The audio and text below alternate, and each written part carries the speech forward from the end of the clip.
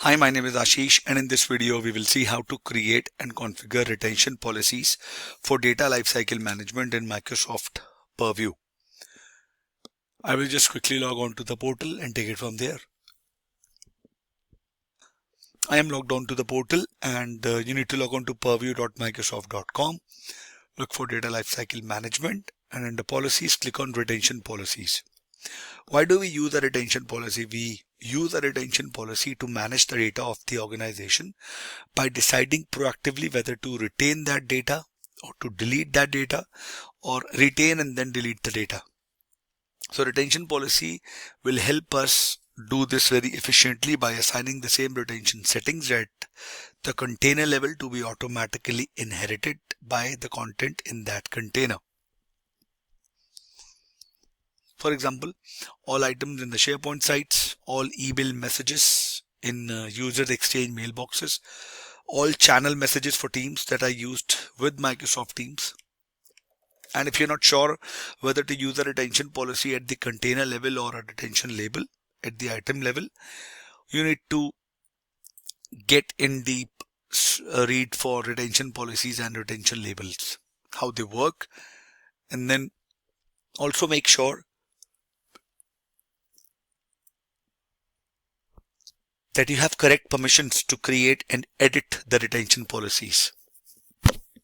Now we'll create and configure a retention policy.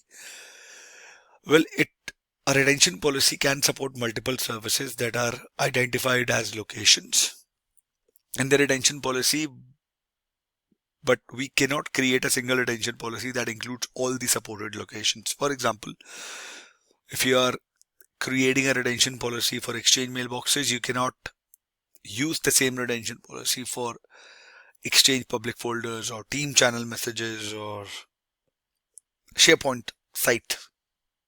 Okay. And then you have to retention, if you want to create a retention policy for Teams or AI apps, or you want to create a retention policy for Viva Engage, or you want to create a retention policy for all other services, which includes email and public folder, SharePoint sites, OneDrive accounts, Microsoft 365 groups, or Skype for Business. Now, depending upon the portal you're using, you need to navigate to this option. Okay, and then you click on New Retention Policy. You enter a name, My Retention Policy.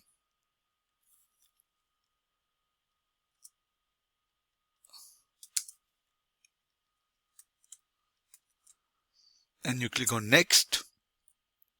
You select the type. It says static. You'll choose locations containing the content you want to retain. And if you want to go for adaptive, available with Microsoft 365 E5 license,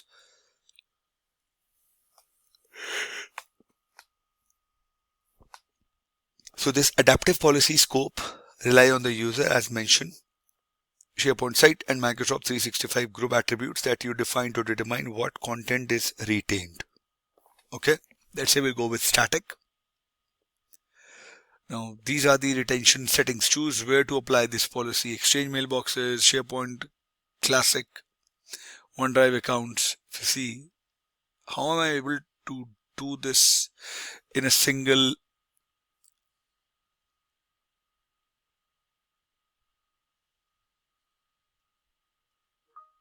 okay, because Engage will have a different setting. If you'll see here,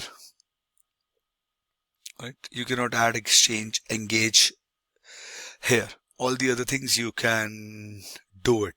Let's say I go with the default. Retain items for a specific period.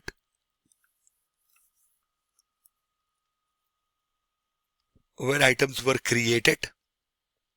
Delete at the end of the retention period, delete items automatically, or do nothing. Let's say I do it for one.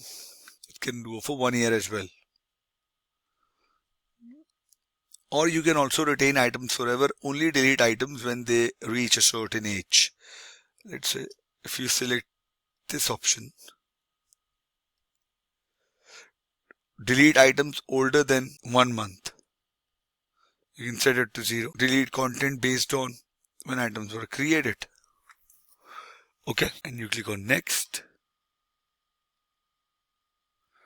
and then you submit it. When you submit it, items that are currently older than 1 year will be deleted after you turn on this policy. So make sure when you are creating these things in production environment, you'll have to be very sure and decisive if you want to go with it or not. Okay. Now you can separate an existing Teams chat and Copilot interaction policy, right? So previously Purview data retention policy used to use the location Teams chat and Copilot interaction for Teams.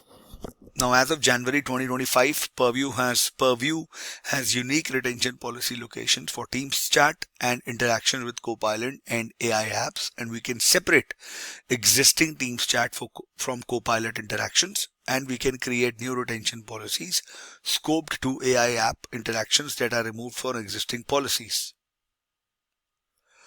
And if you ask me how long it takes for retention policies to take effect, when you create and submit a retention policy, it can take up to 7 days for the retention policy to be applied. Because retention policy is distributed to locations and retention policy applies to content within 7 days as per Microsoft documentation. And if you want to, let's say I click on done. If you want to update a retention policy, now when settings from the retention policy are already applied to the content, a change in configuration to the policy will be automatically applied to this content in addition to the content that's newly identified. Okay, some settings cannot be changed after the policy is created and saved, which include the name of the retention policy, the scope type, if it is adaptive or static, and the retention settings except the retention period. All right. Now the next steps would be for you guys to, if some items or Exchange, SharePoint, OneDrive or Microsoft 365 groups need different retention settings from the retention policy that you have configured, you need to try and do that lab to create a retention label for these exceptions. Okay, and however, if you're looking to manage high value items for business, legal or regulatory record keeping requirements, you use the file plan to create and manage retention labels. Okay. In the next video, we will see how we use the label policies, what are retention labels, and how can we use them on different use cases. Okay. I believe it was informational for all of you. If you have any further queries, please mention them in the comment section. And I will see you guys in the next video. Thank you. Have a good day.